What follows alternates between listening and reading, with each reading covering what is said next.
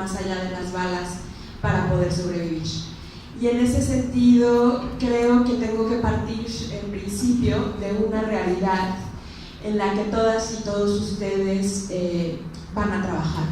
Y es que esa realidad refiere a un México impune. México es el segundo país más impune en el mundo, de acuerdo a los índices de impunidad, y es uno de los países más corruptos en el mundo. Eso es algo que tenemos que tener ahí y que tenemos que saber que existe. ¿Por qué? Porque el trabajo que hacen las y los periodistas tiene que ver con develar esa impunidad y con develar esa corrupción. ¿Por qué en México las y los periodistas se enfrentan constantemente al fuego, a los riesgos, a las balas? Precisamente porque son quienes nos exponen a las realidades que hay allá afuera. Para mí los periodistas son esas personas que son nuestro chaleco antibalas, son quienes nos permiten acercarnos a lo que hay allá afuera y son quienes a través de la información nos permiten ejercer derechos, pedir participar en el espacio cívico, y son quienes definitivamente nos ayudan a ejercer nuestra libertad. En esa medida es que en un país impune y corrupto, las y los periodistas se vuelven una amenaza al poder. Y eso es importante tenerlo en cuenta. El silencio es muy rentable para mantener esa impunidad y para mantener esa corrupción. Y en ese sentido, los periodistas juegan un papel de enemigos contra el status quo, contra aquellos que quieren mantener las violaciones graves a derechos humanos, contra aquellos que quieren mantener el estado de corrupción que se vive en el país. En ese sentido es que es tan importante el periodismo y es tan importante reconocer la importancia de la palabra. Yo el día de ayer les comentaba que yo me había empezado esto en el tema de derecho a la información. Creo realmente en el poder de la información para cambiar la vida de las personas. Creo que en la medida en la que nosotras y nosotros tengamos la posibilidad de conocer, los miedos y las incertidumbres se nos van a ir perdiendo y vamos a poder realmente participar. Y en ese sentido empecé trabajando como, yo digo, abogada de archivos. Me empecé a dedicar a desclasificar información para tratar de entender qué era lo que había pasado en el pasado. ¿Por qué? Porque estoy segura que como ciudadanos mexicanos nos tenemos que hacer cargo de lo que fuimos y de lo que somos y de lo que queremos ser. Y en ese sentido creo que es importante decir ahora en la llamada cuarta transformación, que no podemos decir ni borrón ni cuenta nueva, que el pasado es el que nos ha marcado y es el que nos permite reconocer más allá de todo aquello a lo que no queremos regresar. Y en ese sentido, las y los periodistas son aquellos que nos permiten a través de sus letras y a través de sus fotografías y a través de su voz darnos pauta a reconocer ese espacio de conflicto al que no queremos regresar. Y en ese sentido creo que es importante decir que aun cuando el periodismo se enfrenta constantemente a la cooptación, a la coacción, etcétera, que ahorita me voy a referir a eso, creo que es importante reconocer que el periodismo hoy por hoy es la única posibilidad de generar contranarrativas históricas al poder. Si pensamos, alguno de ustedes sabe sobre la masacre de Tlatelolco, ¿no? Sí. ¿Alguno de ustedes sabe cuántas personas fueron masacradas y desaparecidas ese día? Pues les cuento que después del 2 de octubre, los medios en diferentes partes del país, los jóvenes decían, ahora sí, esto va a generar una revolución.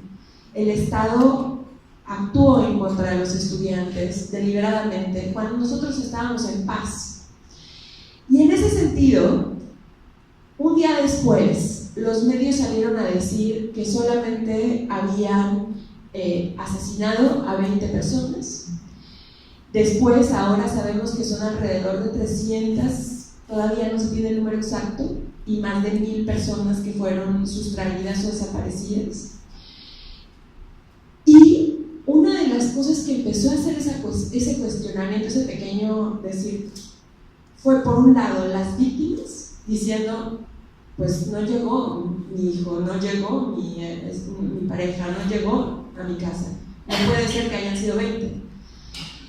Una de las cosas sí fueron los movimientos de víctimas, pero por otro lado también fueron los periodistas que pudieron dar voz a esas víctimas, y también fueron los periodistas que pudieron tomar fotografías en aquel momento de los hechos, que ahora son develadas y que están contenidas en el Centro Cultural Tlatelolco.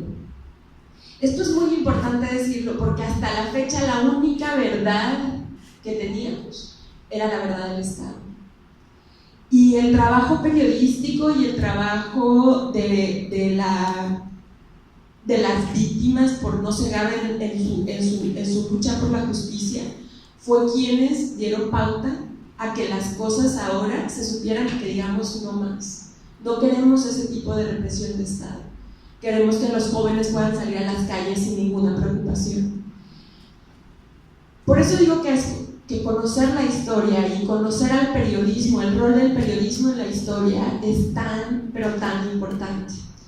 El periodismo tiene un papel en el conflicto, en la transición y en el posconflicto. En el conflicto nos cuenta todo aquello que tenemos que no queremos ver, desgraciadamente. ¿Por qué? Porque ahí está. Ustedes se van a los medios y a veces se sorprenden porque dicen, nunca hay buenas noticias. Y es que sí, México es el país de las malas noticias. Pero también tienen un papel en la transición los periodistas de decir, eso que vivimos en el conflicto es algo que tenemos que recordar porque no queremos regresar ahí. Y en el posconflicto, los periodistas tienen que enarbolar aquello que ya no, en lo que nos convertimos después del conflicto y la transición. Los periodistas nos tienen que recordar por qué los valores democráticos son tan importantes. Y les voy a dar un ejemplo de esto, porque todavía nosotros no podemos decir ni que estamos en plena transición ni que estamos en el posconflicto en términos reales, porque no ha habido procesos de acceso a la justicia y de verdad como tendría que haberlos en un proceso de transición. Pero en el posconflicto, recientemente no sé si vieron que en Alemania hubo un grupo de supremacistas blancos que salieron a marchar a las calles diciendo que corrieran a los migrantes, que la raza aria era la raza que tenía que prevalecer y bueno, enarbolando de alguna manera el discurso de Hitler. En ese momento hubo varios medios que salieron a decir así no, eso ya no es lo que somos. Y empezaron a recordarle a los jóvenes que no vivieron en la época de la Primera Guerra Mundial ni de la Segunda Guerra Mundial, por qué ya no eran esa sociedad. Eso es la función social de los medios de comunicación. Ustedes ahora estudian periodismo pensando en que es una profesión como cualquier otra. Y la realidad es que no. La realidad es que ser periodista es generar una función social, es reconocer que todo tu trabajo se lo estás cediendo a un colectivo, a la sociedad, es reconocer que tú te desprendes de ti mismo para poderle decir a la sociedad, ve a través de mis ojos lo que tú ahora no podrías ver. Pensemos y hagamos un ejercicio de un ratito y digamos, ¿qué hicimos cuando nos despertamos en la mañana? A, prendimos la tele y vimos las noticias. B, escuchamos la radio en el camino y escuchamos algo de noticias. O C, nos metimos a Twitter, Facebook, etc. y encontramos información sobre lo que está ocurriendo allá afuera. Un día sin periodistas nos significaría a nosotros realmente enfrentarnos a que en vez de prender la tele y encontrar algo en noticias, pues siempre veamos telenovelas, o veamos caricaturas, o veamos... Porque los generadores de la información no están ahí. Muchas veces damos por sentado la información, pero realmente hay un trabajo atrás, y ustedes más que yo lo saben. Yo no soy periodista, soy abogada, pero admiro la posibilidad de las y los periodistas de informar. Igual en Twitter, en Facebook, etc. Creo que la vorágine de la información también que ha provocado Internet ha disminuido la posibilidad del Estado de poder contrarrestar y manipular las verdades, y de poder tener una forma más eficiente de negación de la verdad. Y ahí me voy a detener para empezar ya con... Ya hice mucho reconocimiento de los periodistas, pero ahora ya voy a seguir cuando nosotros no somos el Estado. Y tiene que ver con la falta de credibilidad del Estado. Una organización de la sociedad civil como Artículo 19 se queda y se va cuando se acaban los recursos, ¿no? Pero el Estado tiene que fortalecer a sus instituciones para que permanezcan. Y en ese sentido es importante que pensemos justo que en el marco de cualquier cambio, que si queremos hablar de verdad en transición, y ustedes como periodistas, ustedes como comunicadores, quieran formar parte del rol del periodismo en la transición, tengamos que abonar a decir esto que permitió, este conjunto de elementos, este conjunto de cosas que permitieron que nosotros no pudiéramos salir a las calles, ejercer nuestras libertades, participar activamente en el espacio cívico, etcétera, etcétera, etcétera, se acabe. Y estas son las cosas que se tienen que hacer. Vamos a seguir, se tiene que seguir observando a las instituciones para que las instituciones hagan lo que realmente tendrían que hacer, que es combatir la desigualdad, la corrupción y la impunidad. Las instituciones, si el INAI no asume, por ejemplo, si el INAI no asume que la posibilidad de las comunidades más marginadas de informarse, de saber sobre salud, sobre educación, sobre programas sociales, sobre la cooptación del voto constantemente, si no asume que las personas necesitan saber para poder exigir y demandar, entonces sí se vuelve una institución patito.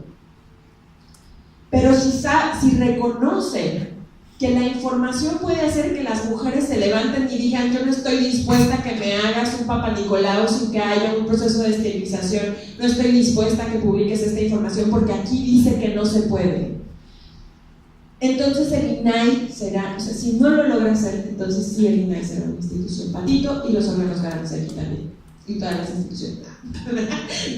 Y de igual manera, la Fiscalía, si no hace investigaciones efectivas que den consecuencias, o que permitan reconocer que hay consecuencias de las acciones contra periodistas, pues entonces, pero los únicos que pueden contar esas historias son ustedes, para que lleguen más allá de 3 personas. Yo la puedo contar aquí con ustedes, y puedo contarlo en la casa con mis amigos, etc.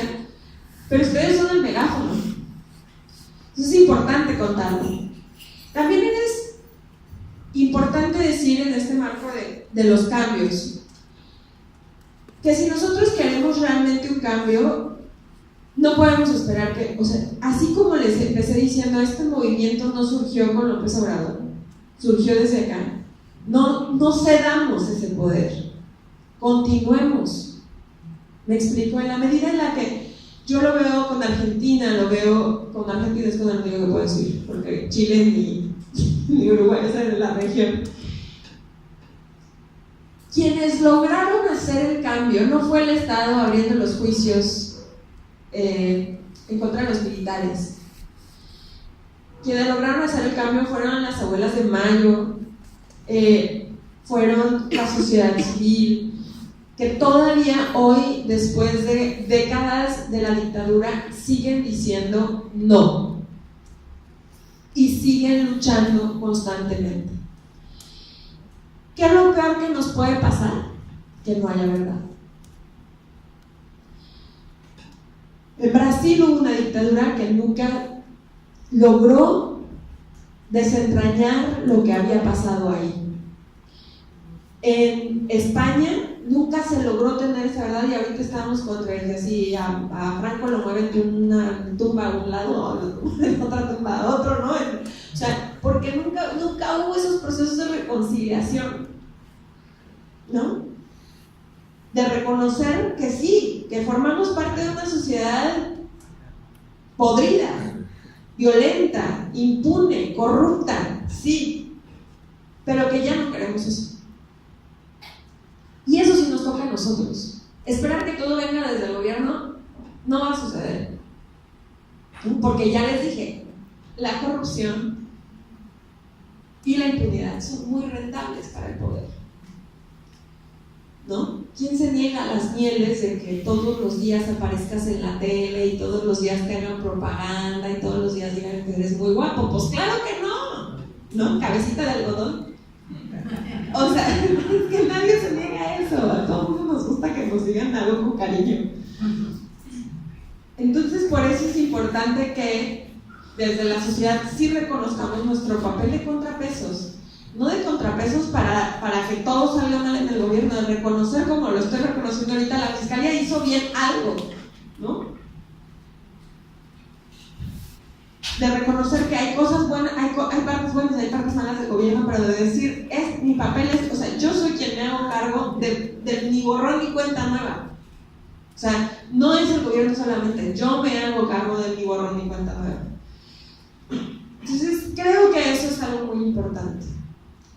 Ya para cerrar, porque creo que ya solo me quedan 5 minutos para abrir, ¿sí? A preguntas y respuestas.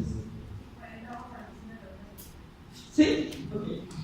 O ya no tengo tiempo. ¿Sí? Me voy a centrar ya solamente en Andrés Manuel. Creo que en la política del nuevo gobierno hay muchos contrastes en materia de libertad de expresión. Se los voy a decir aquí. El primer contraste tiene que ver con que por primera vez en la historia reciente de México, un presidente o un secretario de Estado había reconocido la violencia contra la prensa. En la disculpa pública de Lidia Cacho, la secretaria de Gobernación reconoció la violencia contra Lidia, pero además reconoció la violencia perpetrada por el Estado en contra de la prensa, de manera constante y, pues sí, de manera muy constante.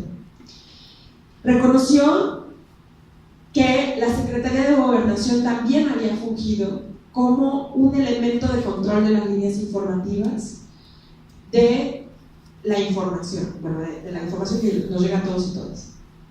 Y dijo, esta ya no va a ser la casa de la censura. Se comprometió a hacer una política de Estado que contrarreste esta política de Estado que ya les mencioné, para evitar los ataques a la libertad de expresión y garantizar que todas y todos estemos efectivamente informados. Después, enfrente del presidente, el presidente se comprometió con Griselda Triana a garantizar el acceso a la justicia y la no impunidad del caso de Javier Valdez. Nunca antes un presidente se había atrevido a ver a los ojos a una víctima enfrente de toda la comunidad y decirle a la gente: me voy a encargar de que este caso no quede impune. Después, tras el asesinato de Samir Flores en Morelos, también dijo, así no se debe, o sea, esto no debe de suceder, ¿no? Entonces, en el campo de la retórica y de los símbolos, esto que hizo el presidente era algo que por lo menos desde el artículo decíamos es necesario. Necesitamos que el presidente diga que esto es sancionable, que esto tiene consecuencias. Necesitamos que el presidente reconozca la importancia del periodismo. Entonces, eso es algo bueno, por eso digo contrastes. Pero por otro lado, tenemos un presidente que no le gusta la crítica, no le gusta el disenso y estigmatiza a la prensa. Sin negar, a ver, otra vez, ya hablamos de publicidad oficial, ya dijimos sí hay mucha prensa que tiene una relación muy perversa con el gobierno, etc. Pero en el campo en el que México es el país más peligroso para ejercer el periodismo y en el que hay estos niveles de impunidad tan grandes, cuando tú dices estos son buenos y estos son malos, tienes la posibilidad de ir en contra de los malos porque tienes la venia del jefe de Estado. Eso es lo que es muy preocupante. O sea, yo se los pongo así, y hay un ejemplo clarísimo. Aquí en México no ha sucedido todavía, pero puede llegar a suceder. Ustedes han visto o escucharon a Trump diciendo CNN is the enemy of the people, es el enemigo del pueblo, ¿no? Ellos son maquinadores de fake news, etc. Hace 2 meses les pusieron una bomba en CNN. Desgraciadamente, si eso pasa aquí en México, puede ser que truene la bomba. ¿Cómo? En Washington. Se refiere a la prensa. Por eso el presidente critica a la prensa. Sí, en Estados Unidos. Ajá, en Estados Unidos, desde que inició Donald Trump, empezó a irse en contra de la prensa, ¿no? La prensa buena y la prensa mala. Que eso es muy parecido a lo que está haciendo ahorita Andrés Manuel. Sin decir, o sea, a ver, es lo que les digo. No hay prensa buena y no hay prensa mala. Hay prensa que está con él y prensa que no está con él. Y en México todavía nos hace mucha falta a los medios de comunicación una corresponsabilidad con la función social de la información. Es decir, no está mal, o sea, no es cierto, y esto es algo que ustedes supongo que ya lo tienen muy claro, pero no es cierto que existe prensa objetiva, no es cierto. O sea, no, perdón, no objetiva, perdón. No es cierto que existe prensa sin intereses, ¿me explico? O sea, que yo diga, yo no tengo una tendencia a. O sea, yo me asumo de izquierda, Ana Cristina, ¿sí? Ana Cristina se asume de izquierda y hay gente que se asume de derecha o hay gente que se asume más al centro, ¿no? No está mal decir eso. Lo que está mal es decirle a la gente que está siempre en el centro. O sea, no está mal decir yo creo en las políticas de izquierda y o sea, eso no está mal. Y tu lector, tu audiencia, asumes que cuando me leas vas a leer sobre esto, porque esa es mi posición. Si tú quieres leer otra posición, es como gente que lee el Figaro en Francia, pues va a leer posiciones en contra de los judíos, ¿no? Y sabe perfectamente que va a leer eso. Gente que lee el Le Monde Diplomatique sabe perfectamente que va a leer cosas muy oficiales, y así. Pero los medios se posicionan en el espectro de la pluralidad. ¿En dónde están? El problema es que te digan que no, que todo es, que siempre van a ver todo con objetividad y que no, o sea, no. Si tú aprendes CNN, tú te vas a dar cuenta que no hay una sola cosa que digan Trump lo hizo bien. Pero tú ya sabes que cuando aprendas CNN vas a ver eso. Tú sabes que son demócratas, que son ¿no? O sea, contra las políticas de Donald Trump 100%, etcétera, etcétera. Y sabes perfectamente que cuando hagas eso con Fox News vas a ver puras posiciones pro Trump, porque es un medio republicano. No es que sea un medio oficial, es un medio republicano. Es muy diferente ser un medio oficial a ser un medio que tiene afiliaciones o que tiene tendencias hacia un lado u otro. Y en ese sentido, creo que aquí es importante decir, o sea, no es que existan unos buenos o unos malos, el chiste es que nos falta como medios de comunicación y como audiencia